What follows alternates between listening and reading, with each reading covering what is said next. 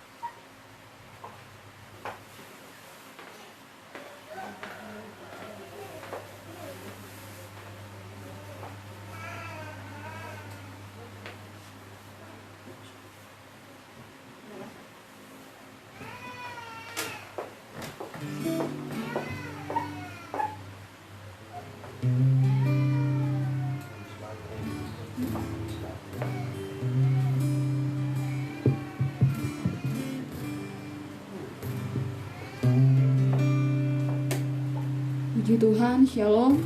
Pada saat pagi hari ini kita bersyukur karena Tuhan begitu baik dalam setiap kehidupan kita. Dan saat ini mari kita siapkan hati dan pikiran kita. Kita rindu untuk datang bersekutu dengan Tuhan, menyenangkan hati Tuhan lewat ibadah kita pada saat pagi hari ini. Dan saat ini mari kita siapkan juga hati kita untuk masuk pada perjamuan sebentar.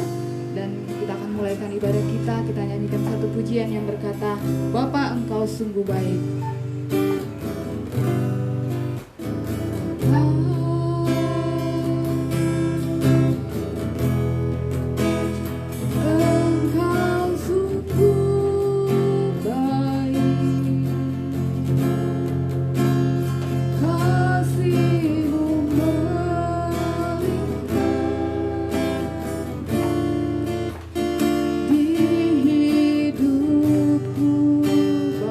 Terima kasih.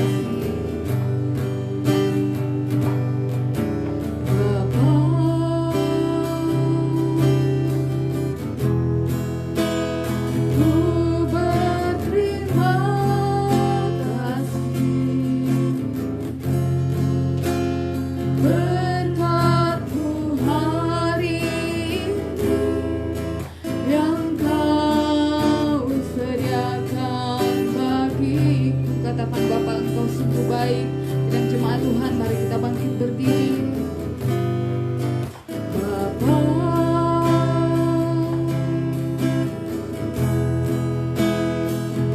Engkau sungguh baik,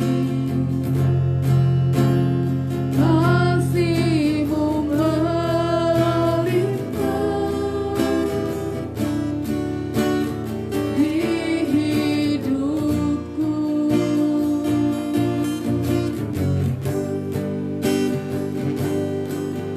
Bapa,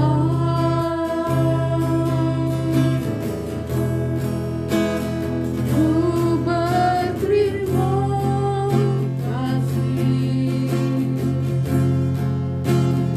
berkat-Mu hari ini yang Kau sediakan bagi, katakan ku naikkan syukurku.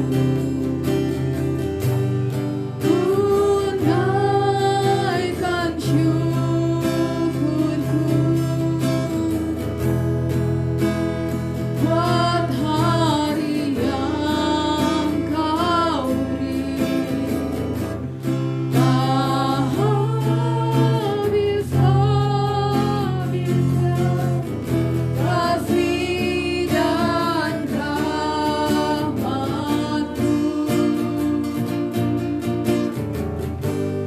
Selalu baru dan tak pernah terlambat pertolongan-Mu.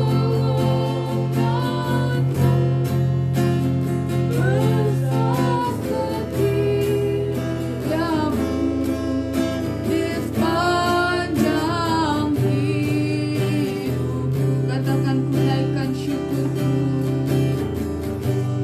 Ku naikkan syukurku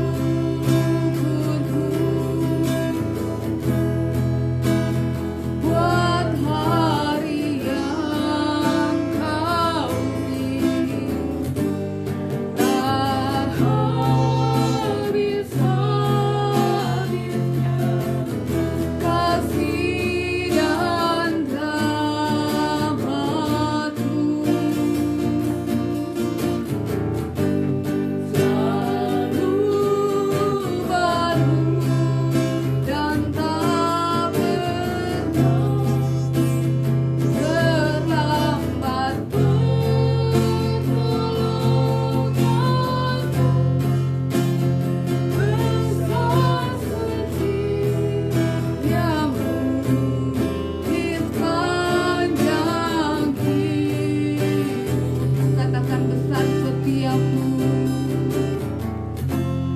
Besar setiamu di sepanjang hidupku. Doa pembukaan akan dibawakan oleh Ibu Buka.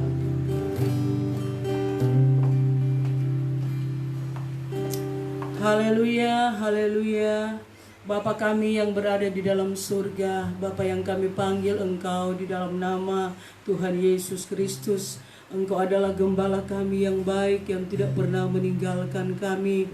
Pagi hari ini Tuhan, menjelang siang kami datang kepadamu. Kami mengucap syukur dan berterima kasih buat penyertaan Tuhan dalam hidup kami. Kalau kami masih diberikan waktu yang baik oleh Tuhan untuk kami bisa berkumpul untuk beribadah, kami percaya ini satu anugerah Tuhan yang besar bagi kami, yang kami tidak bisa balas Tuhan. Tapi inilah kehidupan kami datang persembahkan kepadamu ya Bapa di surga.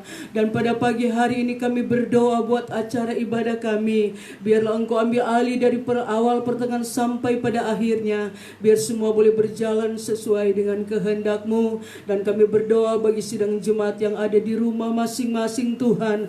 Engkau senantiasa melawati mereka Tuhan. Biarlah mereka juga boleh bersungguh-sungguh untuk sama-sama kami beribadah kepada Engkau. Agar kami semua boleh memperoleh berkat-berkat ilahi yang daripada Engkau.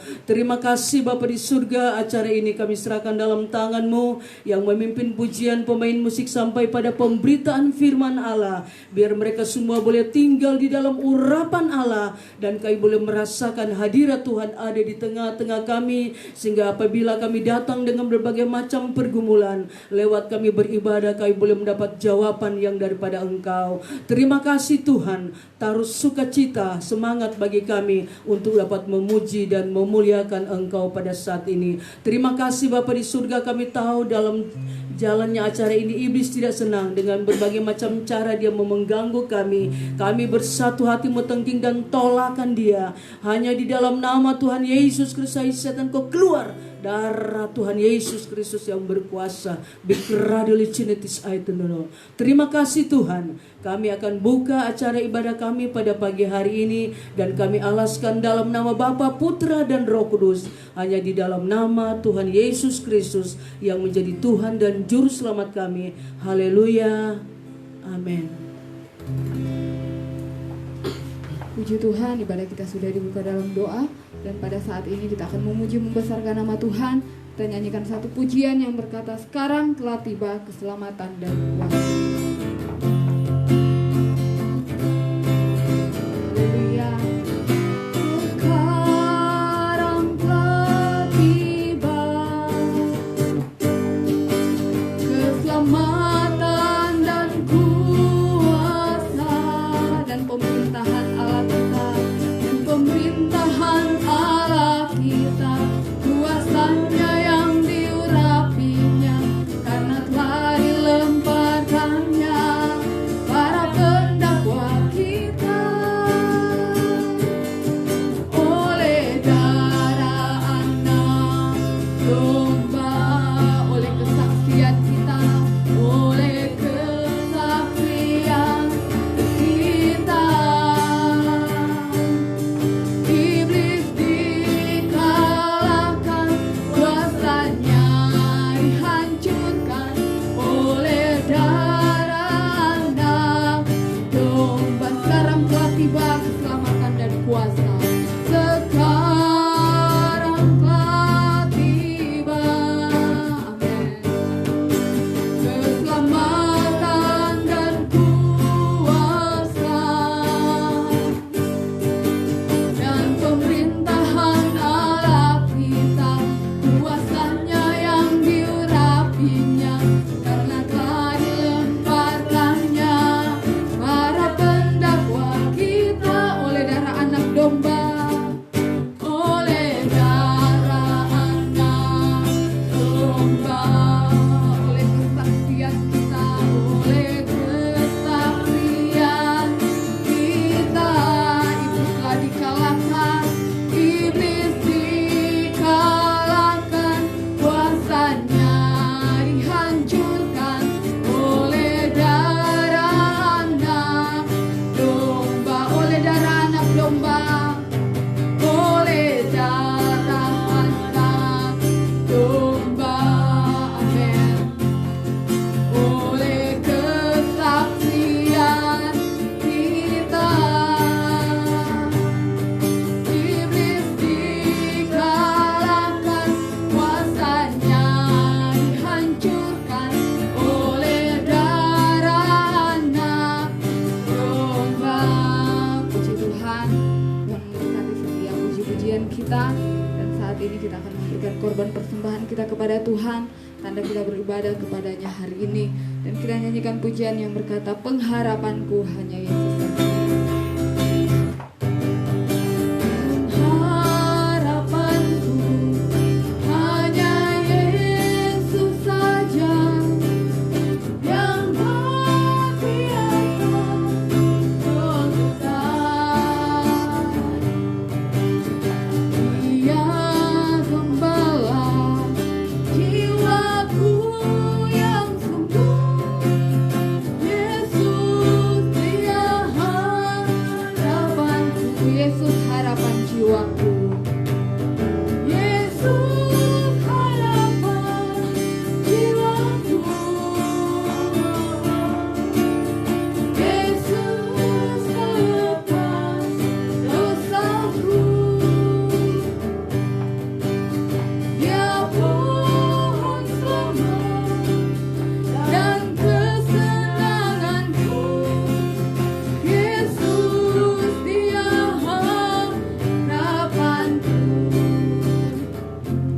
puji Tuhan, Tuhan memberkati setiap persembahan yang kita berikan kepada Tuhan.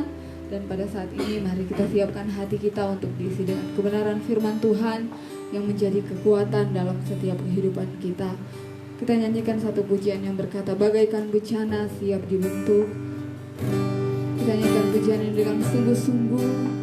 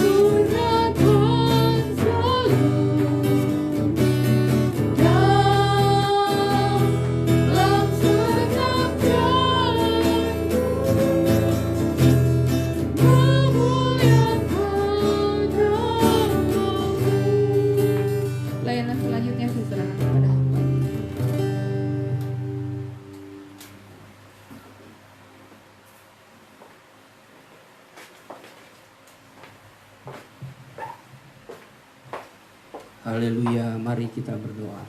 Bapa di dalam sorga, Bapa yang kami muliakan Engkau di dalam nama Tuhan Yesus Kristus. Pada kesempatan pagi siang hari ini Tuhan, kami tetap bersyukur kepada Engkau. Engkau yang memberi kekuatan kesehatan bagi tubuh jasmani kami Tuhan. Terlebih tubuh rohani kami, tentu dengan kasih karunia-Mu Engkau senantiasa melimpah-limpahkan di dalam kehidupan kami. sehingga dalam keadaan situasi apapun Tuhan, kami tetap berusaha dan berupaya untuk datang ke hadirat-Mu Tuhan. Walaupun pada saat ini kami beribadah terbatas ruang dan waktu, tetapi tidak menjadi alasan kami Tuhan untuk bersungut-sungut mengikuti ibadah ini. Tetapi kami tetap setia melakukan apa yang menjadi kehendak-Mu di dalam kehidupan kami Tuhan. Kami percaya apa yang kami alami Tuhan di tempat ini, itu juga akan dialami oleh sidang jemaat-Mu yang menyaksikan di rumah masing-masing. Sebab kuasa Allah tidak dapat dibatasi dengan ruang dan waktu. Ketika kami bersama-sama berhimpun, menyatukan hati pikiran kami untuk datang kepada Engkau, disitulah Tuhan Engkau boleh hadir menurut kuasa Roh-Mu Tuhan yang memberikan anugerah penghiburan di dalam hati kami. Terlebih di dalam ibadah ini Tuhan, kalau kami sudah memuliakan nama-Mu, biarlah semuanya itu menjadi persembahan yang harum Tuhan di hadapan-Mu, sehingga boleh menyenangkan hati-Mu saja. Terlebih-lebih juga Tuhan, hamba-Mu juga tetap berdoa bagi setiap pemberian persembahan dari jemaat-Mu Tuhan, korban perpuluhan, ucapan syukur, korban tatangan, semuanya diberkati oleh-Mu, semuanya diperhitungkan oleh-Mu Tuhan. Sebab Engkau Allah yang menjadi sumber pancaran berkat, memberkati bagi tubuh jasmani dan tubuh rohani kami Tuhan. Terima kasih Bapa di sorga. Saatnya kami rindu untuk Tuhan bersekutu lewat firman-Mu. Kiranya Tuhan Engkau suci kuduskan kami semua. Terlebih hamba-Mu yang akan menyampaikan kebenaran ini Tuhan. Biarlah Engkau pakai urapi hamba-Mu. Siapakah hamba-Mu Tuhan, tetapi rendahkanlah serendah-rendahnya di bawah kaki salib-Mu Tuhan. Agar kemuliaan salib-Mu yang memancar lewat setiap perkataan hamba-Mu. Hamba-Mu boleh menyampaikan isi hati-Mu yang menjadi pesan yang menguatkan kami, menguatkan iman kami di tengah-tengah kami menjalani hidup di dalam dunia ini yang tidak menentu Tuhan. Tetapi selalu ada perkara-perkara yang Engkau janjikan di dalam kehidupan kami, dan itu indah dan sempurna. Itu ya dan amin bagi kami, sebab kami boleh hidup di dalam kasih karunia-Mu. Terima kasih Tuhan, urapilah hamba-Mu, pakai bibir lidah hamba-Mu Tuhan, untuk dapat menyatakan isi hati-Mu, karunia hikmat, perkataan marifat, serta membedakan segala roh. Itu boleh Tuhan berperan aktif, sehingga apa yang hamba-Mu sampaikan adalah kebenaran yang sejati dan memberikan kekuatan bagi kami. Terima kasih Bapa. Segala bentuk kuasa kegelapan yang mencoba mengganggu, mengintimidasi dengan cara apapun, dengan dalam bentuk apapun, kami tolak semuanya itu. Demi nama Tuhan Yesus Kristus, setan iblis, kami hancurkan pekerjaan-Mu. Darah Tuhan Yesus yang berkuasa, rebidis aidola walarai. Terima kasih Tuhan, terpuji-pujilah nama-Mu. Kami sudah berdoa dan siap mendengar akan firman-Mu di dalam nama Tuhan Yesus Kristus. Haleluya. Amin. Ya, puji Tuhan. Ya, pada kesempatan ini kita masuk kepada minggu yang kedua, yang merupakan minggu perjamuan kudus.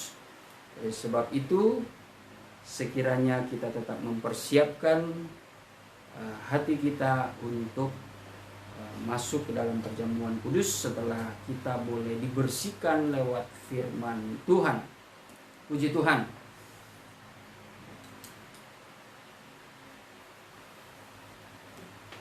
Mari kita buka di dalam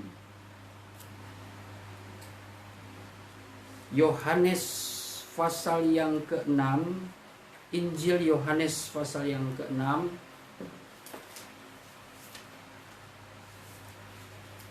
ayat yang ke-44. Yohanes pasal yang ke-6, ayat yang ke-44. Ya, mudah-mudahan suara saya dapat terdengar dengan jelas ya. Artikulasinya juga jelas. Yohanes pasal 6 ayat yang ke-44. Kalau sudah mendapatkannya, kita semua bangkit berdiri di tempat ini maupun saudara yang ada di rumah. Demikian firman Tuhan, tidak ada seorang pun yang dapat datang kepadaku jikalau ia tidak ditarik oleh Bapa yang mengutus aku, dan ia akan kubangkitkan pada akhir zaman. Puji nama Tuhan, silakan duduk. Saudara yang dikasihi Tuhan, pada kesempatan ini kita kembali lagi diingatkan lewat kebenaran dalam Injil Yohanes pasal yang ke-6. Bagaimana di sini kebenaran menyatakan dan mengingatkan kepada kita bahwa sesungguhnya setiap perhimpunan orang-orang benar, perhimpunan orang-orang percaya, tatkala mereka berkumpul, tatkala mereka berhimpun yang hanyalah untuk mencari nama Tuhan, untuk mendengar firman Tuhan, untuk menyembah Tuhan, disitulah Allah membuktikan hadir. Sebab Tuhan Yesus juga sudah mengajarkan banyak kali kepada kita bahwa di mana 2-3 orang berkumpul atas namaku, di situ aku hadir. Walaupun memang saudara, kalau kita membaca kebenaran firman Tuhan secara menyeluruh, yang dimaksudkan berhimpun di sini mungkin bukan berhimpun lewat jaringan seperti ini ya, tetapi benar-benar berhimpun. Bagaimana kita dapat bertegur sapa, kita boleh bersalaman, bahkan kita mungkin memberikan pelukan, tetapi pelukan yang sewajarnya sesuai etika. Bukan pelukan yang seperti sembarangan ya, walaupun tidak kenal main peluk-peluk aja, bukan seperti itu. Kalau memang kita melihat mencontohi Rasul Paulus, pernah dia mengatakan bahwa ada ciuman kudus, yaitu budaya timur seperti itu. Ciuman kudus ini pun ya Paulus mencium kepada laki-laki, ya mungkin saya tidak tahu ya apakah di jidat, apakah dia lakukan itu kepada perempuan atau tidak. Tapi intinya kalau kembali kepada budaya mereka, yaitu sesuatu hal yang biasa. Walaupun di budaya Indonesia juga, ya seperti contoh kami budaya dari Sulawesi Utara, Manado, terkadang ya mungkin tidak cium dengan bibir kita, tapi dengan ya cipika-cipiki, seperti itu. Itu membuktikan ada suatu ikatan persaudaraan ya.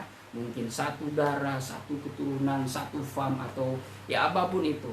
Ya tetapi ini sudah menjadi konsep di seluruh Indonesia, aku tidak salah ya, di mana pertemuan-pertemuan umum, pertemuan para elit pun terkadang ya, pertemuan pemerintah kalau kita memperhatikan terkadang juga mereka melakukan hal yang seperti itu. Itu mungkin masih dalam taraf yang sopan santun, dalam taraf ya karena menghargai, menghormati, dan ada suatu unsur kasih persaudaraan.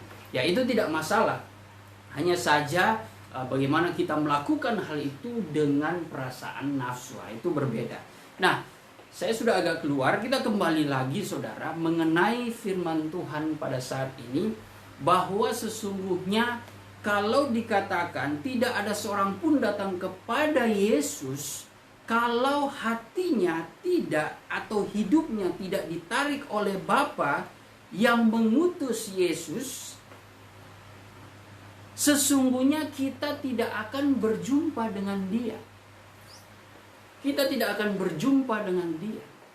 Makanya memang alangkah baiknya kalau berbicara tentang gereja, banyak sekali pemikir-pemikir Kristen, banyak sekali para teolog, pakar-pakar teolog, banyak sekali hamba-hamba Tuhan yang angkat suara bahwa ketika berbicara tentang gereja, kita pasti akan berbicara yang namanya persekutuan antar sesama dalam kasih persaudaraan. Jadi bukan persekutuan yang secara virtual saudara. Sebab dalam persekutuan virtual seperti ini pun terkadang kita sudah tidak saling menghormati. Walaupun bayangan di kamera ya dalam kondisi aplikasi tertentu, di mana itu bisa diganti ya dengan gambar foto kita, padahal di balik gambar itu ya entah kita lagi duduk, entah kita mungkin bermain-main, lagi tidak fokus, lagi tidur, lagi ngopi, lagi makan, ya kita tidak tahu.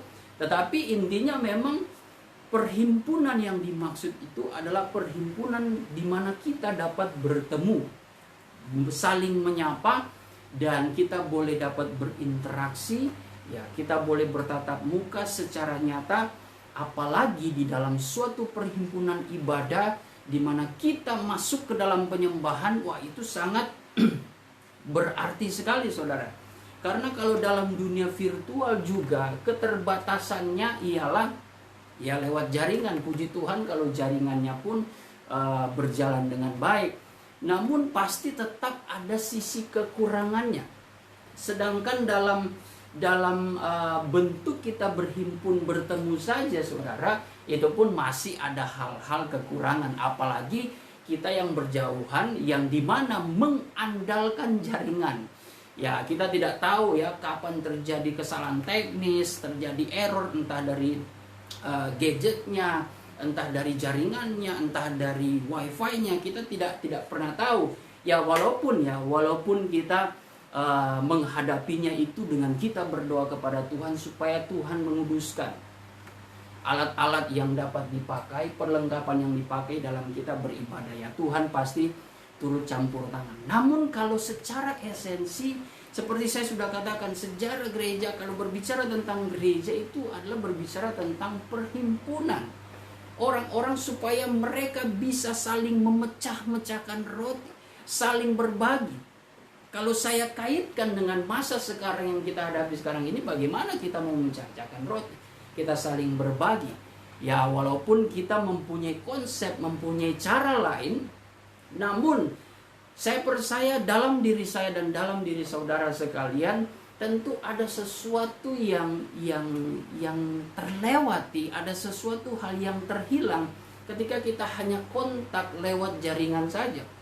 Walaupun kita bercerita ya lewat aplikasi Zoom atau lewat seperti ini, terkadang ada hal-hal yang dimana ketika walaupun sepersekian detik itu suka bahasanya mungkin suka lag jaringan, itu seperti sesuatu yang wah, ada yang terhilang, terskip. Nah itu cukup mengganggu ya, sebenarnya cukup mengganggu, apalagi kita yang betul-betul serius sekali untuk mau mengikuti ibadah, itu sangat terganggu. Dan itu kami rasakan juga ketika, kalau tidak salah ya, beberapa minggu yang lalu, karena kehabisan baterai, ya itu karena, mohon maaf juga, karena ketidaksiapan, kami kurang memonitoring alat-alat supaya itu dapat dipakai dengan baik, dengan sempurna. Tampaknya ya kehabisan baterai, sehingga mungkin pas di akhir khotbah akhirnya terputus. Nah itu memang perasaan bersalah itu pasti ada. Tetapi ya di lain sisi, dalam segala, kalau kita membahas tentang secara menyeluruh, ya inilah suatu kekurangan ya kalau lewat seperti ini. Sebab walaupun memang keadaannya ya terpaksa kita harus memakai alat ini, dan saya selalu dan kita juga semua di dalam memahami firman Tuhan, apapun yang terjadi, walaupun situasi itu buruk, pasti ada sesuatu hikmat Tuhan yang Tuhan berikan bagi kita supaya kita mengerti, supaya kita memunculkan karunia, talenta, kreativitas pikiran kita untuk dapat memanfaatkan apapun itu caranya untuk memuliakan Tuhan, untuk datang beribadah kepada Tuhan. Ya sebagai contoh pengalaman kami, mungkin dengan keadaan seperti ini, ya di lain sisi kami jadi mengenal dan mengerti bagaimana menggunakan secara teknis, baik dari laptop, handphone, dan aplikasi-aplikasi yang saat ini sudah kita ketahui ya, di mana aplikasi ini dapat memfasilitasi, menjadi sarana untuk kita tetap terkoneksi walaupun terbatas ruang dan waktu. Kita bisa berinteraksi, yang terutama adalah di dalam pelayanan itu sangat berguna sekali. Walaupun memang ada kekurangannya, tetapi setidaknya kita bisa memanfaatkan. Nah, saudara, ini merupakan perkara kecil. Nah, tapi perkara kecil ini tidak bisa kita pandang enteng. Perkara-perkara kecil ini yang ibarat kata ya kita ada usaha, kita ada upaya. Saya bersyukur sekali ya dari jemaat juga sangat mendukung pelayanan online kami, entah dari jaringan, entah dari mengajarkan teknis bagaimana memakai gadget-gadget tertentu. Ini merupakan upaya yang mungkin kecil ya, yang mungkin bagi orang yang sudah mahir, tetapi ketika dia memberikan sesuatu itu untuk pekerjaan Tuhan yang mungkin ya secara logika cuma gitu aja kok, cuma perkara-perkara yang biasa, sebenarnya basic semua. Namun kalau kita lakukan itu dengan setia, kita jalankan itu dengan setia, Tuhan memperhitungkan. Dan ini yang saya maksudkan, ini yang saya ingin ajarkan kepada kita semua, bahwa ini salah satu upaya kita ini sedang diberikan hikmat, kita ini sedang diberikan talenta, kepercayaan karunia untuk digunakan supaya kita tetap berhimpun. Walaupun sekarang di dunia virtual, tetapi kita ada upaya. Semua ini yang kita kerjakan ini bagian kecil hikmat. Dan Tuhan menghargai manusia, mungkin perkara yang kecil itu selalu dipandang sebelah mata. Tapi Tuhan menghargai segala perkara-perkara yang kecil. Kalau kita jalankan itu dengan setia, suatu saat ya walaupun suatu saat mungkin sudah kembali normal, tetapi akhirnya ini kita masih tetap terus pakai. Kita tidak pernah tahu kalau penginjilan nanti ternyata ada sponsor yang besar, kita membuat penginjilan KKR dari gereja segala bangsa New Ephrata, tiba-tiba ya kita diperhadapkan bagaimana nih jiwa-jiwa begitu banyak dari Jakarta Barat. Saya pernah berpikir ya, ketika saya lewat Jakarta Barat, itu kan ada layar Taman Anggrek. Kalau saudara pernah lihat itu layar TV Taman Anggrek itu, saya pernah berpikir ekstrim seperti ini. Wah, ini kalau layar dijadikan suatu siaran ibadah KKR. Oh, waktu itu masih ada almarhum. Wah, kalau papa saya ada di situ, wah luar biasa. Jadi ketika masa itu di mana orang haus dan lapar akan kebenaran firman Tuhan, itu kan di daerah Taman Anggrek itu ada jembatan yang saling melintang ya, menghubungkan dari satu ke satu yang lainnya, dari Kebun Jeruk ke arah Senayan dan sebagainya. Saya membayangkan sampai ini kalau layar ini dipakai, orang jiwa-jiwa itu sampai nonton berhenti di jalan tol itu, dia melihat, hanya ingin mendengar firman Tuhan, cuma bingungnya dari mana itu sound systemnya. Ya setidaknya itu rencana ekstrim ya. Saya berpikir luar biasa kalau Tuhan pakai, dan tentu tidak mudah ya untuk kita masukkan seperti itu. Itu ada teknis-teknisnya. Nah itu setidaknya kita sudah diberikan gambaran. Selalu ada angan-angan, cita-cita yang cukup besar, cukup mulia. Karena dengan kita menghargai perkara-perkara kecil itu, Tuhan bisa membawa kita sampai hal-hal itu. Mungkin Tuhan bisa membuat lebih dari apa yang saya pikirkan. Kita tidak pernah tahu. Kita tidak pernah tahu, saudara. Ya, walaupun dari kesaksian seperti jemaat New Ephrata, tidak pernah kita berpikir kita bisa beribadah, merayakan Natal itu keluar daerah. Di Manado. Itu jemaat semuanya, saudara, jemaat di Ephrata, sehingga seolah-olah kita tuh memperkenalkan ya penggembalaan pelayanan di Ephrata bersama dengan jemaat itu bukan dengan virtual, bukan diperkenalkan lewat lisan, tetapi menghadirkan orang-orang itu. Nah, cuma kan sekarang kalau misalkan kita bisa mengakali bagaimana memperkenalkan, ya mungkin dengan dunia virtual seperti ini, kita perkenalkan dari jauh, ya shalom, halo, salam, bisa ya kita seperti itu. Tapi kan ada sesuatu yang lebih luar biasa lagi ketika jemaat pada saat itu ikut melayani, berjumpa dengan kekasih-kekasih Tuhan, saudara seiman di Manado, yang pada saat itu hampir semua ya pengembalaan di BPJ di Manado itu semua hadir di restoran apa itu namanya? Idaman. Puji Tuhan ya, kembali lagi terlepas dari semua kerinduan yang baik dari jemaat, dari simpatisan, ya semuanya itu karena Tuhan. Semuanya itu karena Tuhan. Dan kita tidak pernah terpikirkan hal itu.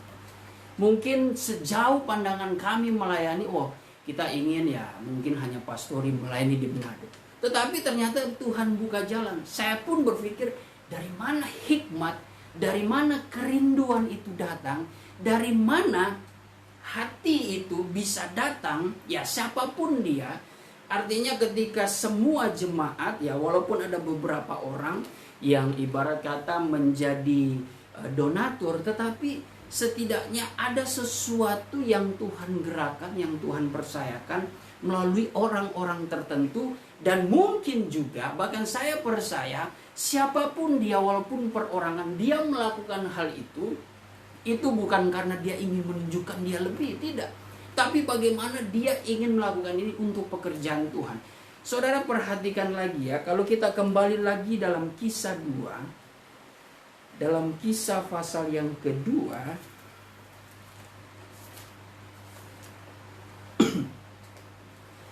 ayat yang ke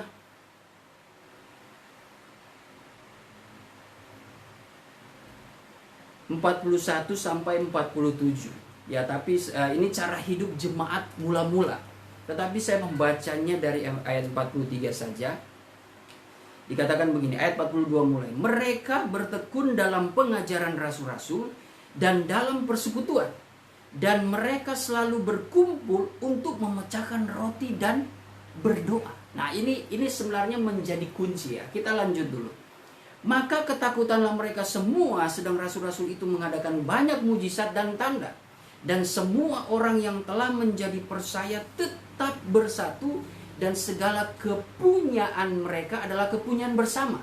Nah, dan selalu ada dari mereka yang menjual harta miliknya, lalu membagi-bagikannya kepada semua orang sesuai dengan keperluan masing-masing, dengan bertekun dan dengan sehati. Nah, garis bawahi, dengan bertekun dan dengan sehati, mereka berkumpul tiap-tiap hari dalam bait Allah. Nah, berkumpul tiap-tiap hari dalam bait Allah. Mereka memecahkan roti di rumah masing-masing secara bergilir dan makan bersama-sama dengan gembira dan dengan tulus hati. Nah, garis bawahi, gembira, sukacita, dan tulus hati. Sambil memuji Allah, sambil memuji Tuhan. Dan mereka disukai semua orang. Haleluya. Dan tiap-tiap hari Tuhan menambah jumlah mereka dengan orang yang diselamatkan.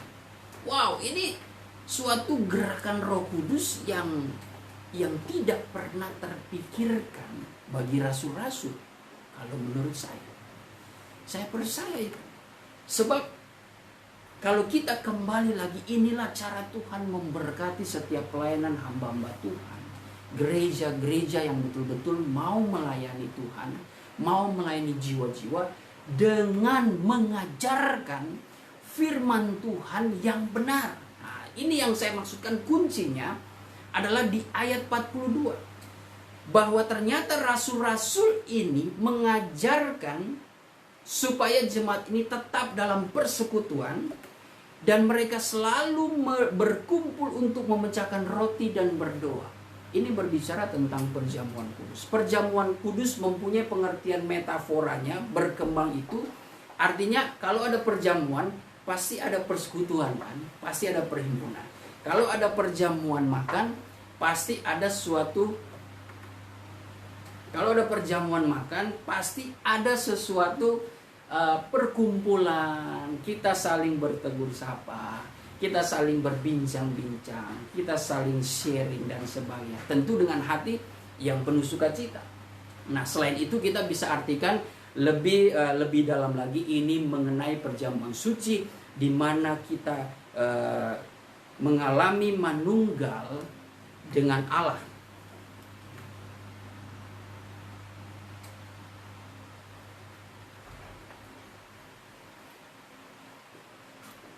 Manunggal dengan Allah. Ya, jadi kalau kita perhatikan kata kemanunggalan ini, maksudnya kita jadi tunggal, artinya kita menyatu dengan Allah, saudara. Nah, lewat perjamuan kudus.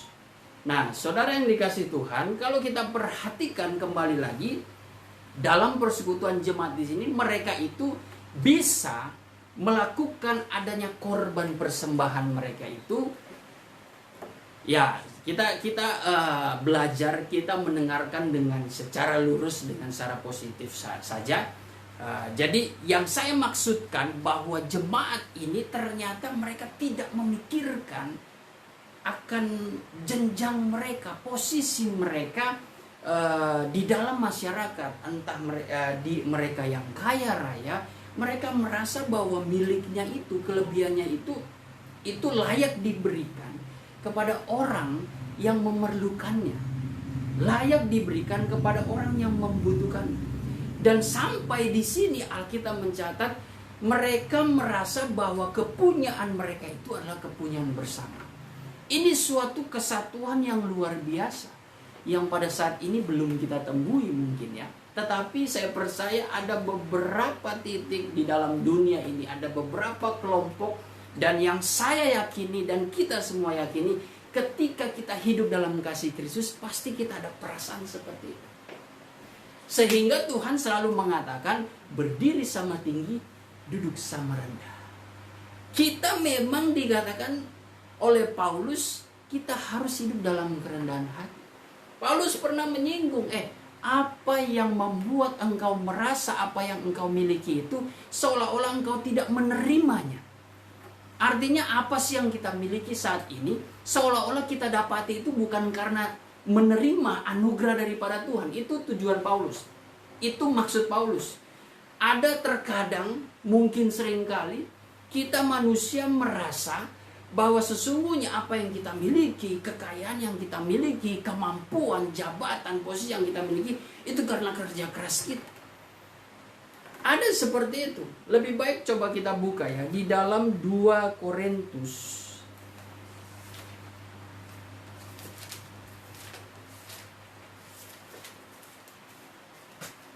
2 Korintus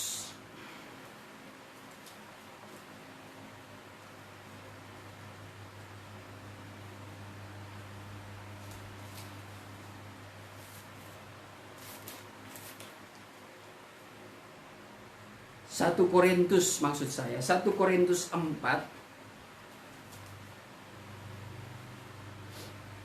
ayat yang ke-7 mulai mengatakan begini.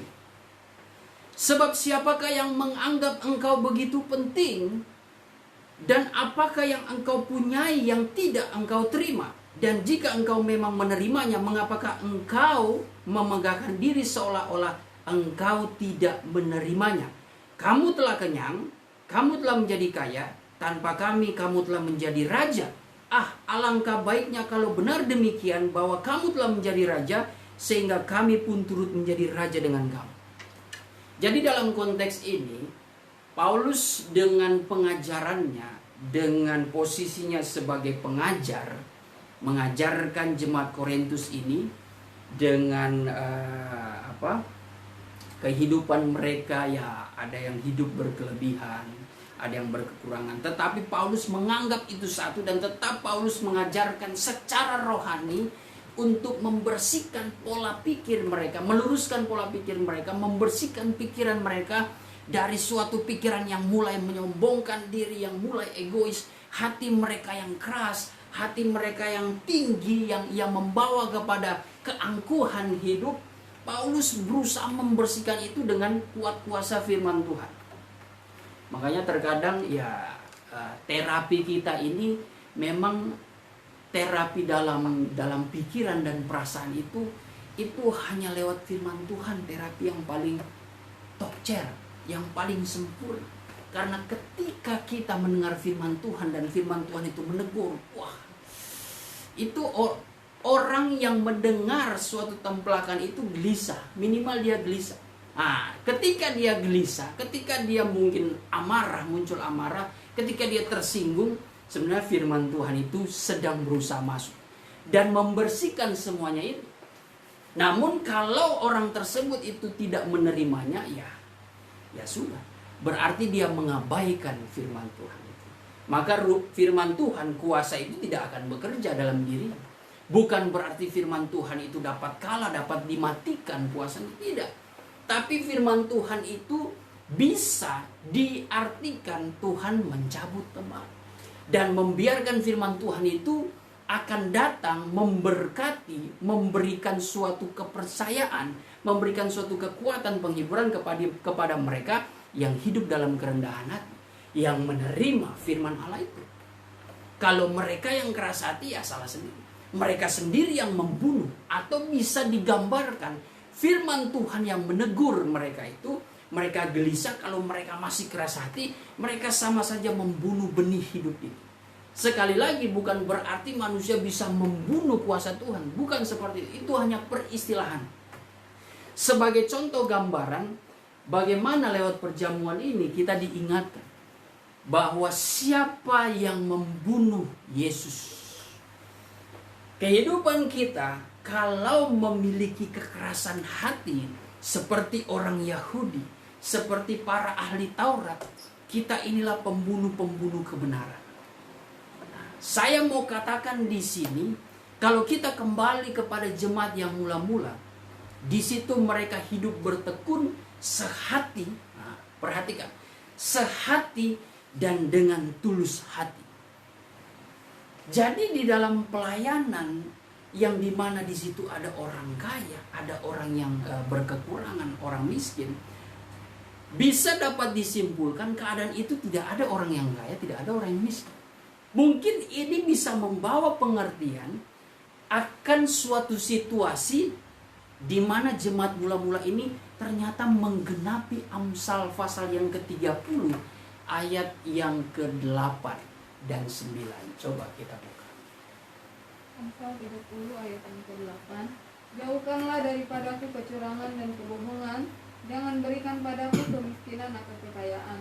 Biarkanlah aku menikmati makanan yang menjadi bagianku, supaya kalau aku kenyang aku tidak menyangkalmu dan berkata siapa Tuhan itu, atau kalau aku miskin aku mencuri dan mencemarkan nama Allah. Ya, jadi di sini diajarkan suatu hikmat yang kalau dimiliki setiap orang, maka mereka mengerti betul bahwa hidup di dalam Tuhan, dalam perihal jasmani, Tuhan itu senantiasa memberikan kecukupan. Ya. Hikmat yang benar bagaimana yang dinyatakan oleh atau dalam ayat ini, yaitu tidak meminta jangan aku sampai kaya. Karena pengalaman dari Salomo yang ditulis oleh Agur bin Yake, ternyata kekayaan jasmani, ya, bukan kekayaan jasmani itu bisa membuat orang, bisa membuat manusia di dalam dunia ini lupa akan Tuhan. Sebab apa yang mereka inginkan selalu tercapai. Apa yang mereka cari selalu mereka mendapat. Apa yang mereka ingin lakukan kepada orang yang membenci mereka, mereka yang berkuasa, mereka yang hidup dalam kekayaan dunia, mereka bisa tindas itu. Apalagi orang yang mencoba untuk berbuat jahat, memfitnah kita, apalagi yang menjelek-jelekan kita, oh itu sangat mudah. Sangat mudah dengan kekayaan yang kita miliki dalam dunia ini. Kita bisa menghukum, bahkan kita bisa mengatur keadilan. Kita bisa mengatur pengadilan. Pengadilan negeri di dalam dunia. Oh, bisa kita atur itu. Bisa kita putar balikan hukum di dalam dunia ini. Gampang sekali. Kalau sudah memiliki semuanya. Apalagi kita sebagai raja. Wah, yang memegang hukum itu. Hati-hati saudara.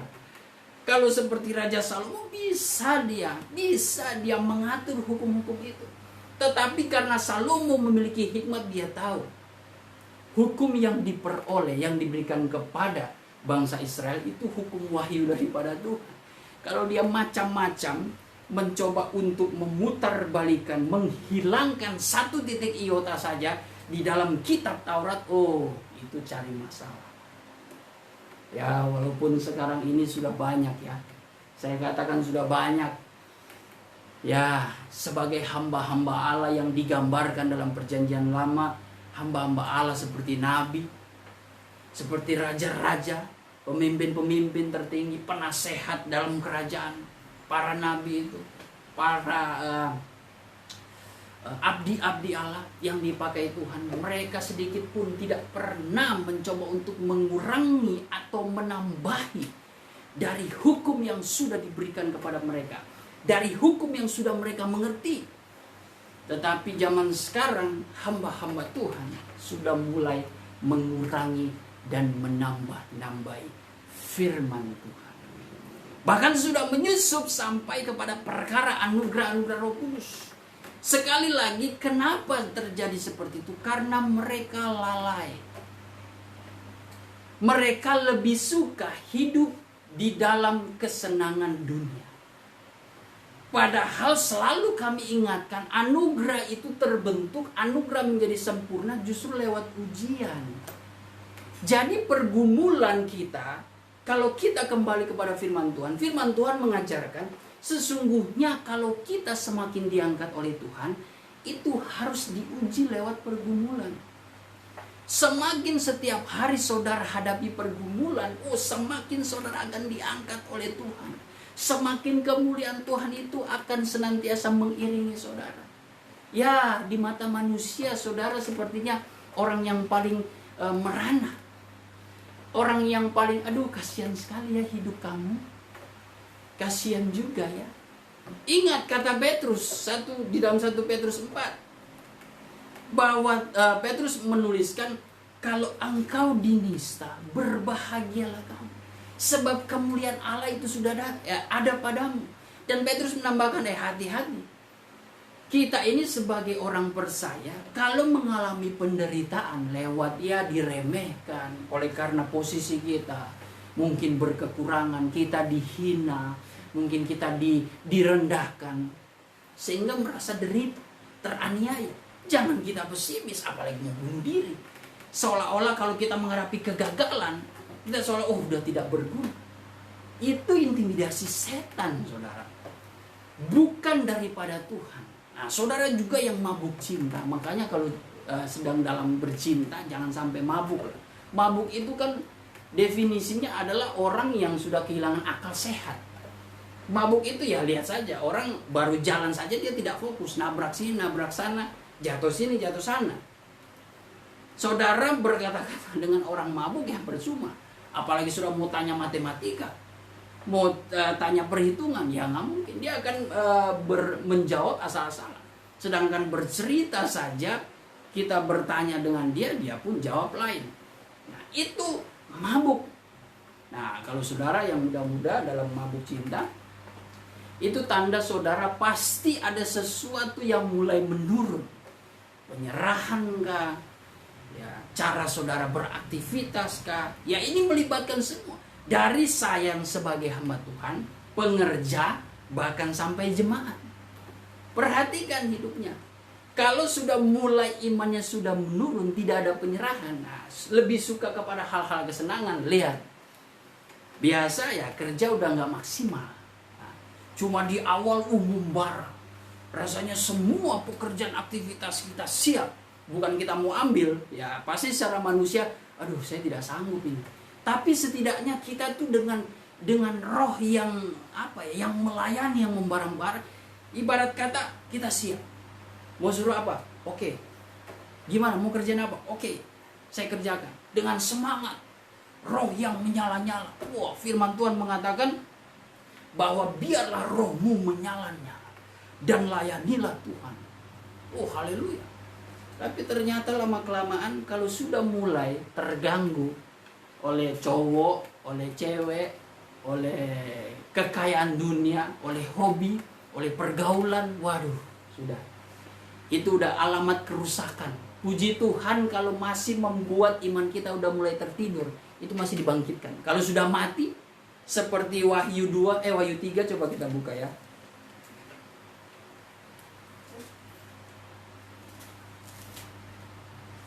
Wahyu 3 ayat yang pertama, jemaat Sardis. Di situ mengatakan begini, ayat 1, dan tuliskanlah kepada malaikat jemaat di Sardis, inilah firman Dia yang memiliki 7 roh Allah dan 7 bintang itu. Aku tahu segala pekerjaanmu, engkau dikatakan hidup, padahal engkau mati. Jangan kita seperti jemaat Sardis. Kelihatan saudara beraktivitas, kelihatan saudara mengikuti ibadah, tapi roh saudara itu kemana? Melayang-layang. Kelihatan saudara melayani, tetapi sudah tidak ada ketulusan. Sehingga yang tadinya gimana hamba Tuhan Lucy bisa firman Tuhan, awal siap Kak. Lama-lama gimana? Aduh itu deh. Nah, nanti minggu depan ya. Atau mungkin saudara siapa? Saudara Siano misalkan, gimana siapa? Bisa pimpin bujit. Siap Pak Pendeta? Saya siap. Tapi lama-kelamaan, sudah mulai, gimana? Siano bisa bantu? Waduh, saya jangan dulu deh Pak Pendeta. Bulan ini saya jangan dulu. Ini bukan kita mau berprasangka buruk, tetapi kita kan sudah sama-sama mengerti bahwa seseorang itu dilihat dari buahnya. Nah, kalau buahnya seperti itu, otomatis kan nalar kita berjalan. Minimal ya kita jangan sampai menghakimi. Mencurigai dalam hati tapi jangan sampai terucapkan. Setidaknya menimbang-nimbang. Namun dalam hati juga kita jangan menghakimi. Sehingga kita begini, kayaknya dia buat dosa. Jangan sampai seperti itu. Kita tetap kembalikan kepada Tuhan. Kita pelajari kenapa dia seperti itu. Kenapa hamba Tuhan ini seperti itu. Kita doakan supaya Allah menjamah mereka. Jangan kita main hakim, kita labrak itu orang. Kita tegur. Ya mungkin ada suatu kapasitas dari pemimpin rohani atau orang tua rohani atau gembala sidang menegur, tapi itu pun pakai etika. Sudah diajarkan oleh Tuhan Yesus bagaimana menegur orang itu 4 mata. Ngobrol dulu via chat. Kenapa sih? Sebenarnya ada apa sih? Kamu kok udah mulai berkurang nih pelayanan? Ayo dong, semangat dong. Nah, tegur-tegur tipis-tipis begitu. Kalau dia masih seperti itu, ya mungkin agak sedikit tegas. Itu bisa. Dan itu hak gembala, itu hak pemimpin rohani, itu hak orang tua rohani, itu hak orang tua kandung kita juga. Karena kalau kita biarkan, kita yang salah. Tapi kalau kita tegur asal bukan dengan nafsu ya. Tegur karena kita melihat tidak tega. Melihat orang ini semakin jauh daripada Tuhan. Bukan berarti kita merasa paling suci, tidak. Tapi ini suatu tanggung jawab sebagaimana firman Tuhan mengatakan bahwa ketika engkau melihat saudaramu itu, aku akan menghukum orang jahat ini, namun di situ ternyata ada kehidupan kita di dalam lingkungannya, di circle kehidupannya ada kita, maka kita yang sudah tahu melihat kita tegur. Ini juga menjadi pesan bagi hamba Tuhan di akhir zaman. Untuk gereja Tuhan, kita ini sedang menuju kepada kerajaan antikris. Dunia akan dilenyapkan. Tetapi kita sebagai nabi, 3 nabi besar ya. Yesaya, Yeremia, dan Yesaya. Ketiga nabi ini dipercayakan supaya mereka memberitakan firman Tuhan dengan sekeras-kerasnya, dengan setegas-tegasnya. Karena bangsa Israel ini sudah memasuk tawanan Babel 70 tahun. Mereka belum lama mungkin mungkin perhitungan Tuhan itu belum lama, mereka baru diperbudak 430 tahun. Tapi ini masih murtad lagi sehingga mereka siap ditawan di dalam kerajaan Babel. Makanya Tuhan utus dengan kasih sayang. Tuhan utus hamba-hamba Tuhan, bertobatlah hai engkau Israel, pengharapanmu hanya kepada Tuhan saja. Kalau engkau meninggalkan pengharapan, engkau sama seperti meninggalkan sungai air hidup. Engkau akan dipermalukan. Coba kita buka Yeremia pasal yang ke-17 ayat yang ke-13. Yeremia 17 ayat yang ke-13. Ya pengharapan Israel, Tuhan, semua orang yang meninggalkan engkau akan menjadi malu. Semua orang yang meninggalkan engkau akan menjadi malu. Orang-orang yang menyimpang daripadamu akan dilenyapkan di negeri, sebab mereka telah meninggalkan sumber air yang hidup, yakni Tuhan. Ya, itulah yang disampaikan para nabi. Apalagi Nabi Yeskiel, kalau sudah membaca itu udah kata-kata kasar di dalam. Di situ udah ada, udah ada kotoran hewan, disebut tahi ya kalau nggak salah. Terus seperti binatang, seperti perempuan nakal, perempuan pelacur dan sebagainya. Itu disampaikan sebagai teguran karena di era ketiga nabi besar ini itu sudah sangat urgent sekali. Sangat urgent. Nah, itulah bayangan perjalanan gereja Tuhan di akhir zaman ini. Sudah mau dekat waktu Tuhan. Tuhan mengingatkan bagi kita, janganlah engkau bermasa bodoh. Ingatlah waktu, hari-hari ini adalah hari-hari yang jahat. Pergunakanlah waktu. Ini pesan Rasul Paulus yang diberikan kepada kami ketika kami membaca. Dan kami yang terbeban harus menyampaikan itu kepada umat Tuhan. Dunia ini saudara sebenarnya percaya tidak percaya akan lenyap. Akan lenyap. Tapi kita tidak akan mengalami itu sebab kita akan mengalami keangkatan gereja Tuhan. Jangan kita terjadi seperti bangsa Israel. Paulus mengatakan di dalam 1 Korintus 10 ayat yang ke-11 ya. 11 dan 12. 1 Korintus 10 ayat yang ke-11, semuanya ini telah menimpa mereka sebagai contoh. Semuanya ini telah menimpa mereka, menimpa orang Israel yang dimana mereka sudah melakukan 4 dosa besar di padang belantara. Dan dituliskan untuk menjadi peringatan bagi kita yang hidup pada waktu di mana zaman akhir telah tiba. Ya, terima kasih. Jadi ini dituliskan untuk bagi kita yang betul-betul hidup di akhir zaman ini. Gambaran perjalanan Israel itu jangan sampai kita seperti mereka. Sekarang perjalanan bangsa Israel di era nabi besar ini, Yeremia, Yesaya, dan Yehezkiel bersusah-susah. Mereka tidak peduli walaupun mereka diancam. Kamu bicara apa ini? Gak usahlah bilang-bilang akhir zaman Tuhan Yesus mau datang atau bagaimana. Kami ini sudah senang dengan hidup, tapi hidupnya berhala. Nah, mungkin pada saat itu kalau kita merelevansikan dengan keadaan masa kini, berhala ini bukan berhala patung yang mereka buat, tapi berhala modern, yaitu hobi kita, pekerjaan kita. Sampai Tuhan Yesus datang kita masih kejar perkara-perkara dunia. Sejenak istirahat dulu saudara. Kalau kita betul-betul mencari seolah-olah tidak menemukan jalan, memang itu jawaban dunia. Saya harus katakan itu. Kalaupun di dalam dunia ini kita menemukan jawaban dalam hal perkara dunia, itu karena izin Tuhan. Supaya saudara dibuat mengerti hanya Tuhan yang mampu. Walaupun suatu saat ada masa-masa Tuhan akan memberikan pengertian kepada saudara bahwa tujuanmu itu bukan untuk mencari yang sia-sia dalam dunia ini. Jangan kita menghabiskan waktu untuk perkara-perkara daging kita. Walaupun kita mengatasnamakan ini kebutuhan saya, nggak usah ikut campur. Sudah, kami bisa bicara apa? Tetapi inilah yang menjadi rasa terbeban. Sebab saya selalu sampaikan kami tidak mau menjadi orang hamba-hamba Tuhan yang tentu mengharapkan sesuatu panggilan yang mulia dan ketika kita mati nanti kita tidak perlu disidang lagi. Ngeri betul saudara kalau kita melalui atau masuk sidang oleh karena perbuatan-perbuatan kita. Bagus masih disidang. Puji Tuhan kalau ternyata ditemukan nama, masih ada perbuatan baik, masuk surga. Kalau dibuang ke neraka, kita maunya mulus gitu. Mulus menerima upah. Kita tidak mau disidang. Dan ini saya mengajak saudara sekalian.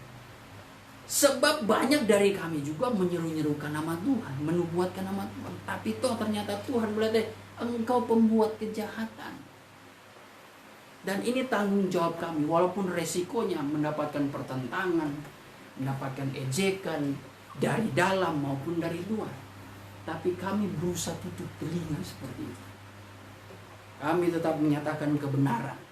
Kami tetap menyatakan pedang itu, biarpun saudara sebagai jemaat berdarah-darah mendengarnya, tapi kami bukan bermaksud untuk merendahkan, bukan membuat saudara itu menjadi orang yang bodoh langsung terus kami sampaikan jangan bekerja, tinggalin pekerjaan. Bukan seperti itu.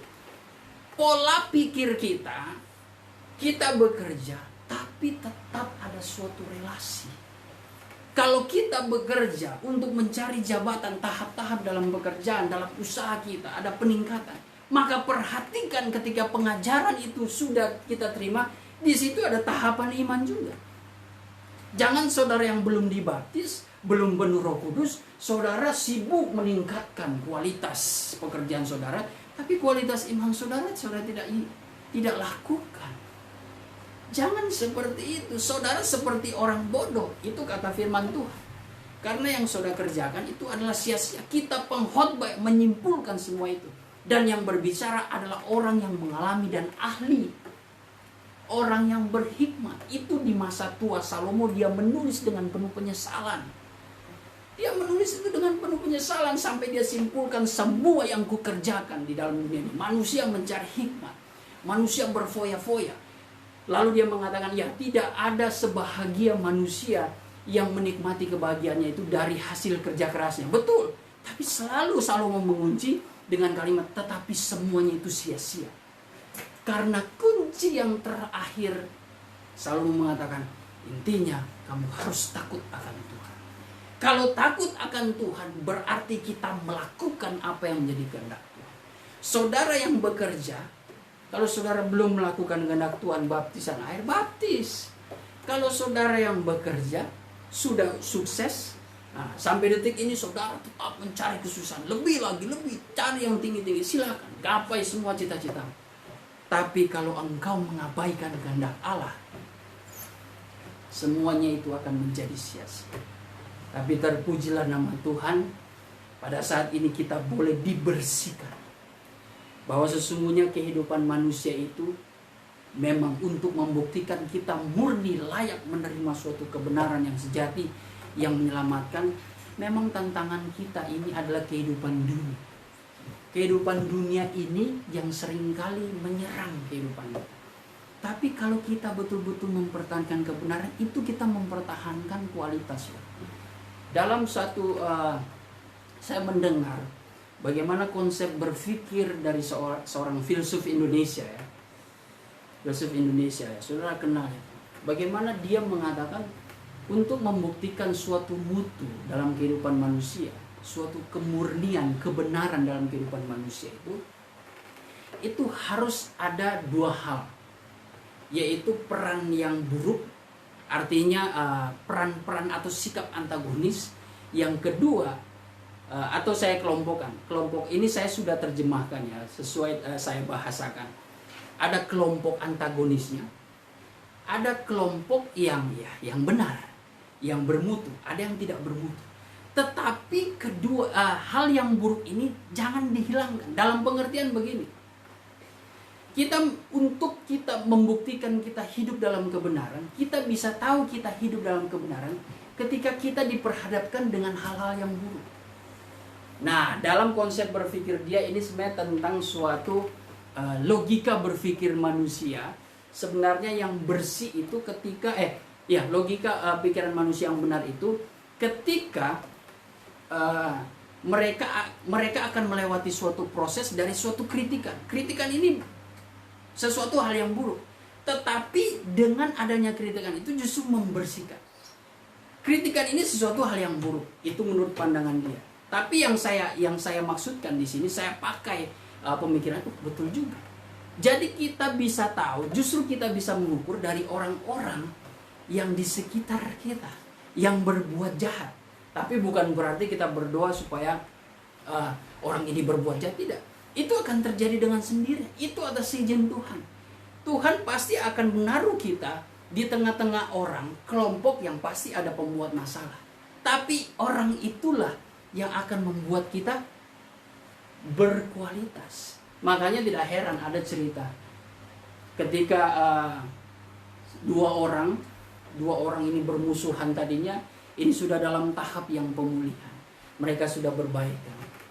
Yang satu mungkin dia sudah berhasil, yang kedua ini dia baru mencuat, dia baru mau merintis dalam usahanya. Tapi mereka sudah berbuat baik. Lalu yang merintis ini mengatakan, wah luar biasa ya, kamu ini sudah berhasil, syukurlah, puji Tuhan. Seringkali orang kita lah berkata, tanpa kamu juga saya mungkin tidak akan berusaha. Sebab dulu dia mengalami suatu proses, dia direndahkan, diremehkan. Tetapi karena dia optimis, dia tetap bergantung kepada Tuhan, akhirnya Tuhan angkat. Sehingga ketika dia belajar dari pengalaman, mendewasakan jalan pikirannya juga, cara berpikir dia dan rohaninya juga, dia bisa menyimpulkan dan dia tetap hidup dalam damai. Dia menerima permohonan maaf apa yang dilakukan temannya ini. Bahkan dia bisa berkata-kata sejujur-jujurnya dan dengan bijaksana. Mungkin kalau kamu tidak seperti itu, saya tidak seperti ini. Nah, ini yang merupakan kualitas iman kita dalam mempertahankan kebenaran. Kita menghadapi hal-hal yang buruk, orang-orang jahat, sudahlah, tidak usah terpancing. Tapi bersukacitalah sebab lewat orang-orang ini bagaikan besi yang menajamkan besi. Dalam pelayanan juga seperti itu.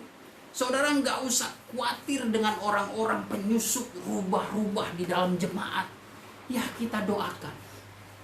Kita doakan mereka, saudara, supaya mereka senantiasa hidup atau kembali kepada Tuhan. Segala sesuatu yang mereka perbuat itu biar kita terima dan menjadi motivasi, menjadi batu loncatan. Bukan kita makin geram, wah itu sama saja. Kehidupan kita tidak ada bedanya dengan itu. Artinya peran sesuatu yang terjadi dalam kehidupan manusia yang buruk itu diizinkan Tuhan ada. Supaya untuk membuktikan kalau saudara adalah tahan uji. Saudara memiliki iman yang tahan uji. Sebagai ayat terakhir 1 Korintus 11 untuk membuka kita dalam perjamuan kudus. 1 Korintus 11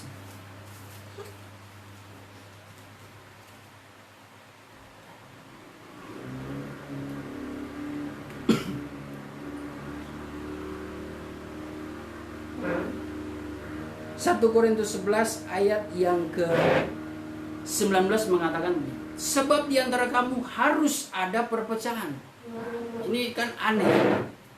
Paulus menyampaikan yang mungkin keadaannya sebenarnya tidak ada perpecahan, tapi kok Paulus malah menyatakan seperti itu. Sebab di antara kamu harus ada perpecahan, supaya nyata nanti siapakah di antara kamu yang tahan uji. Paulus mengatakan begini bukan menyatakan suatu perbedaan, pilih kasih, tidak. Paulus di lain sisi, di suratan yang lain dia mengatakan ya hati-hati. Kalau kita tidak bertahan ya kita yang menjadi pembuat masalah. Itu karena iman kita sedang kandas, iman kita sedang down. Makanya terganggu pikiran kita, jadilah pembuat masalah. Orang kalau imannya sudah down, nah, signal kebenarannya itu mulai putus-putus. Lihat kehidupannya, ya seperti itu. Kadang baik, kadang jahat. Kadang baik, kadang jahat. Mudi orangnya. Tapi kalau kita sebagai orang hidup dalam kebenaran harusnya stabil. Ya walaupun kita manusia jatuh bangun, tapi setidaknya kita harus berupaya untuk menjadi hal yang terbaik. Supaya kita menjadi orang-orang yang sesungguhnya kenapa kita boleh berhimpun sekarang ini, walaupun terbatas, kenapa kita masih boleh ingin bertemu dengan Tuhan Yesus dalam ibadah, karena ternyata hati kita ini ditarik oleh Bapa yang membangkitkan Tuhan Yesus Kristus, yang senantiasa membangkitkan iman. Kalau kehidupan dan hati kita ini ternyata sesuatu yang ditarik oleh Bapa, berarti kita ada dalam rencana Bapa yang mulia dan agung. Maka kita pertahankan panggilan kita, panggilan yang mulia daripada Allah Bapa untuk kehidupan kita. Jadilah orang yang memiliki hidup dalam kebenaran. Ingat, Bapa di sorga senantiasa memelihara kita. Bapa di sorga digambarkan Tuhan Yesus. Setiap anak-anaknya yang meminta sesuatu kepada Bapa di dalam nama Tuhan Yesus, maka akan diberikan. Kalau kamu yang jahat saja, Tuhan Yesus katakan, tahu memberikan yang baik, apalagi Bapa di sorga. Dalam pengertian, dalam keadaan sekarang ini, kalau kita masih ada kesukaan beribadah kepada Tuhan, bersyukur. Karena itu ada suatu tarikan, ada suatu rencana daripada Allah Bapa dalam hidup kita.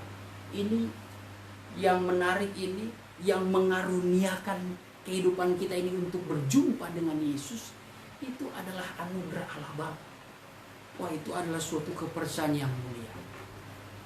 Ketika kita menerima anugerah, mungkin dengan perasaan yang lembut, kita melihat bagaimana orang-orang yang belum mengenal kebenaran. Nah itu cuma udah panjang lagi nanti ceritanya. Barat kata ya, kita bersyukur. Mereka di luar sana belum ditarik untuk bertemu dengan Yesus. Artinya mereka yang belum mengenal kebenaran, belum mengenal Yesus sebagai jalan keselamatan dan hidup. Jalan kebenaran dan hidup. Tetapi kita yang sudah ditarik oleh Bapa, kita harusnya bersyukur. Maka kita inilah yang harus menjadi pemberita, yang menjadi saksi bagi mereka. Jangan kita yang ada di dalam ini sudah ditarik, sudah masuk dalam rencana Tuhan, tapi justru kita tidak menghargainya. Puji nama Tuhan.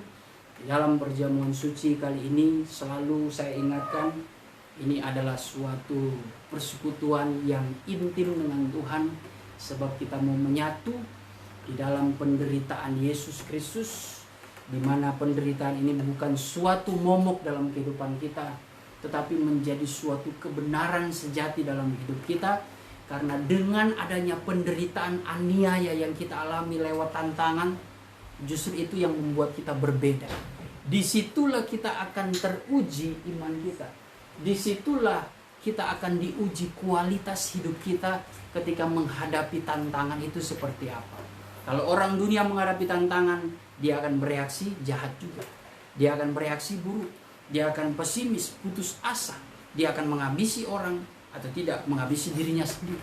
Tapi kalau orang hidup dalam kebenaran, apapun situasinya, termasuk situasi yang buruk sekalipun, dia tetap memuliakan Tuhan. Bahkan dia tetap membela kebenaran, bahwa sesungguhnya Allah tidak pernah berbuat sesuatu yang mencelakakan hidupnya.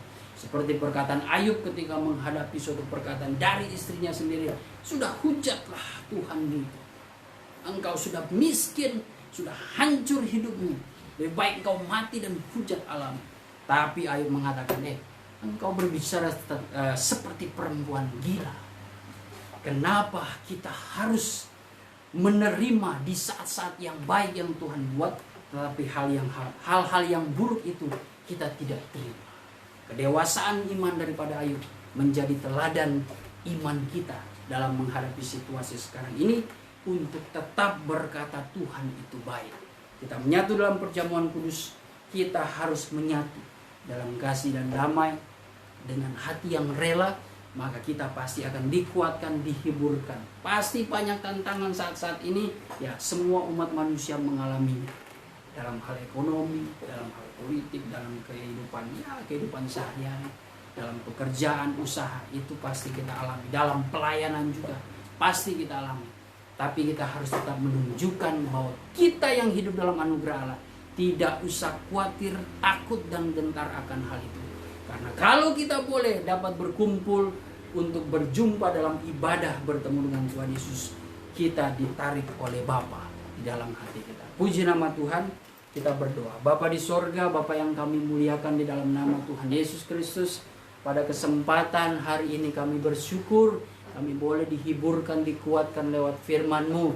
Setelahnya kami rindu untuk menyatu dengan Tuhan.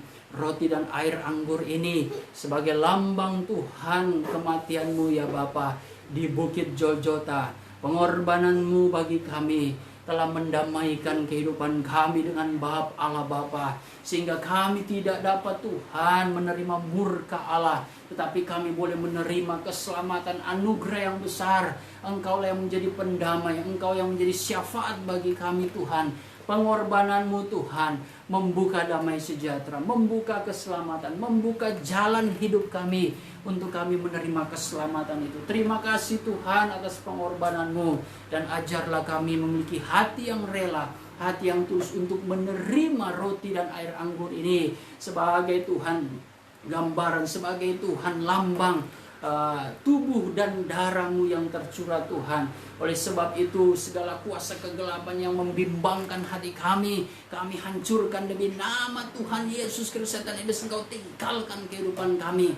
Darah Tuhan Yesus yang berkuasa iblis adalah walarai. Terima kasih Tuhan, berkatilah roti dan air anggur ini. Kuduskanlah Tuhan dengan kebenaran firman-Mu. agar di dalamnya memiliki kuasa dan akan memberkati kehidupan kami. Di dalam nama Tuhan Yesus Kristus kami sudah berdoa. Haleluya. Amin. Puji Tuhan, saudara siapkan di rumah roti dan perjamuan dan tunggu aba-aba dari kami. Ya, mungkin bisa dibagikan. Silakan dibagikan.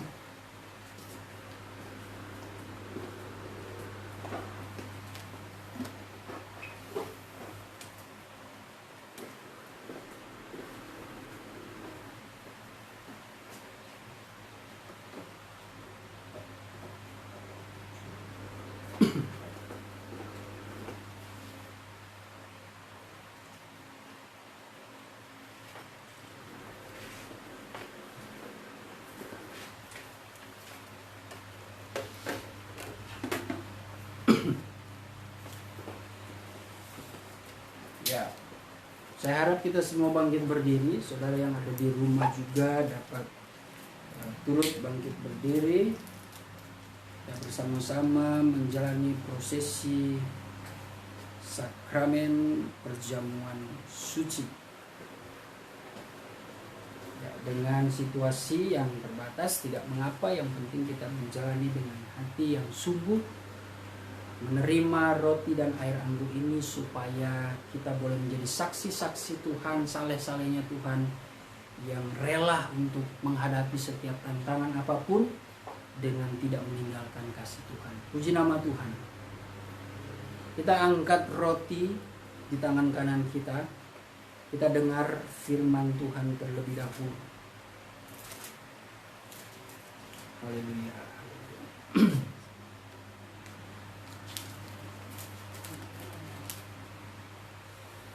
Haleluya. Kita dengar firman Tuhan. Sebab apa yang telah kuteruskan kepadamu telah aku terima dari Tuhan, yaitu bahwa Tuhan Yesus pada malam waktu ia diserahkan mengambil roti, dan sesudah itu ia mengucap syukur atasnya. Ia memecah-mecahkannya dan berkata, inilah tubuhku yang diserahkan bagi kamu. Perbuatlah ini menjadi peringatan akan aku. Makanlah dengan iman.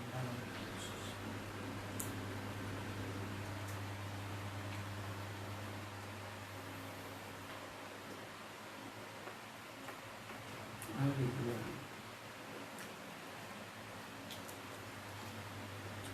Terima kasih Tuhan. Kita angkat cawan di tangan kanan kita. Kita dengar firman Tuhan. Sebab setiap kali kamu makan roti ini, maaf saya ulangi, demikian juga ia mengambil cawan sesudah makan, lalu berkata, cawan ini adalah perjanjian baru yang dimeteraikan oleh darahku. Perbuatlah ini setiap kali kamu meminumnya menjadi peringatan akan aku. Sebab setiap kali kamu makan roti ini dan minum cawan ini, kamu memberitakan kematian Tuhan sampai ia datang. Minumlah dengan iman dalam nama Tuhan Yesus. Haleluya, haleluya. Haleluya. Kita mau siapkan hati kita untuk menyembah Dia. Haleluya.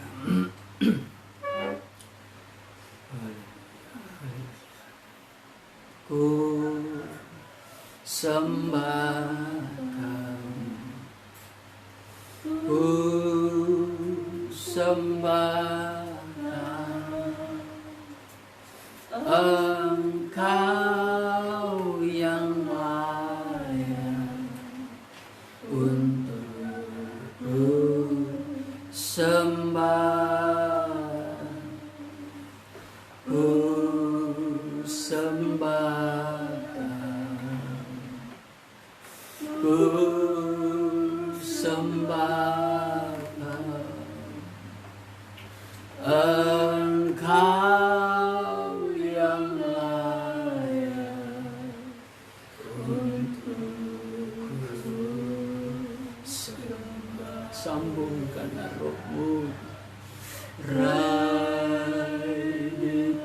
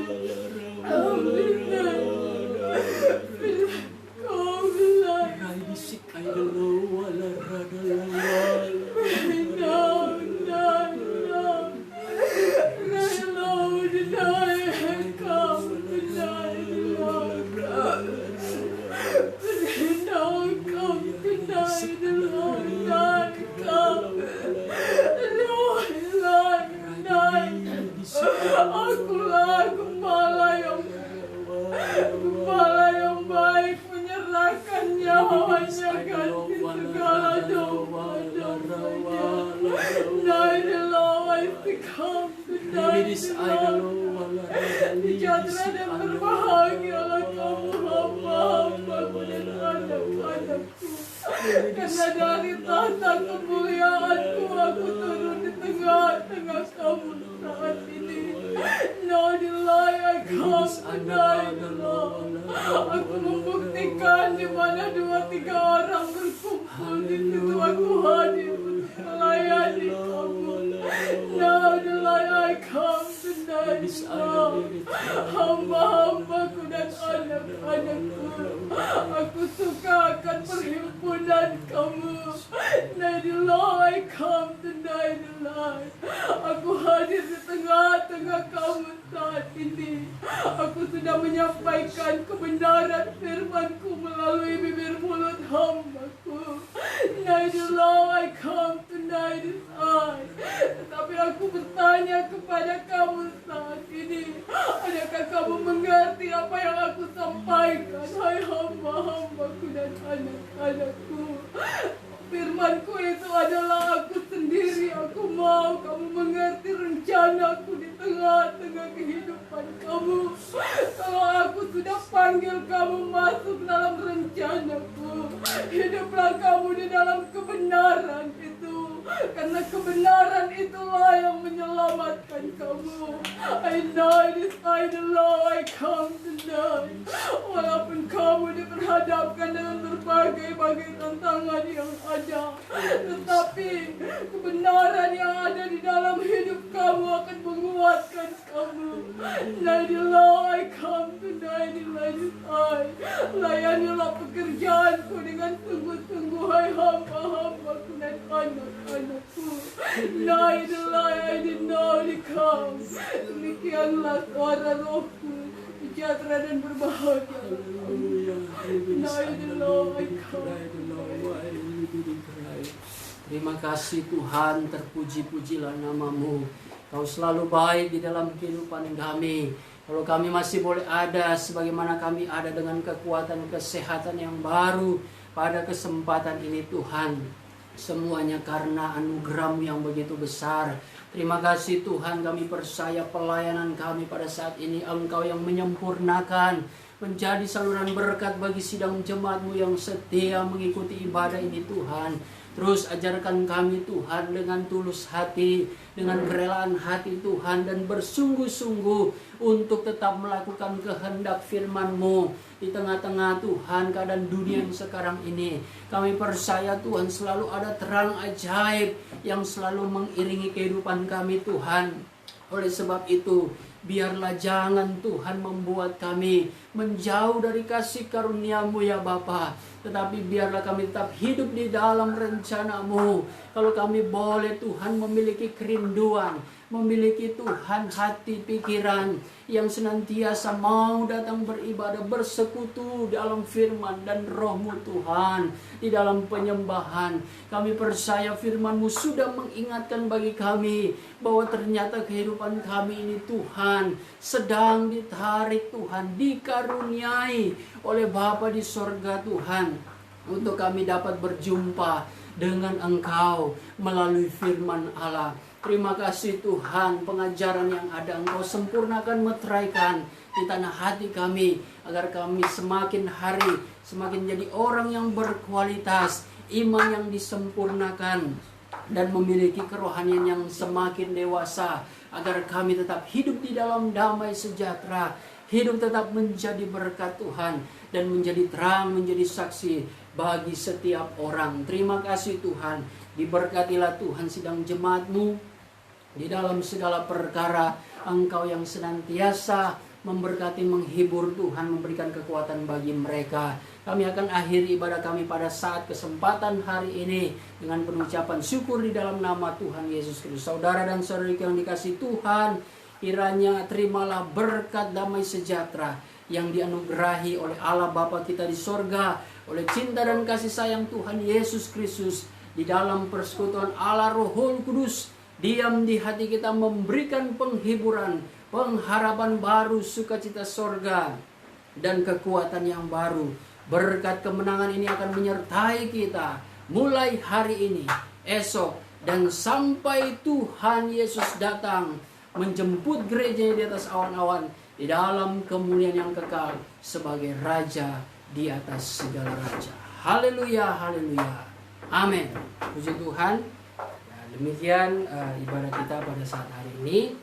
Kiranya kita tetap menjaga kesehatan, tetap hidup dengan hikmat dan kasih daripada Tuhan. Perhatikan kegiatan-kegiatan kita. Ya, kita semakin mengerti apa yang Tuhan percayakan dalam kehidupan kita. Biarlah lewat talenta karunia yang kita diberikan, kita boleh pergunakan itu untuk hormat dan kemuliaan bagi Tuhan saja. Ya, puji Tuhan, saya kira ibadah kita sampai di sini, dan terima kasih sudah menyaksikan dari rumah. Tetap andalkan Tuhan, dan salam bagi keluarga semua yang ada di rumah. Tuhan Yesus memberkati kita semua. Shalom. Terima kasih.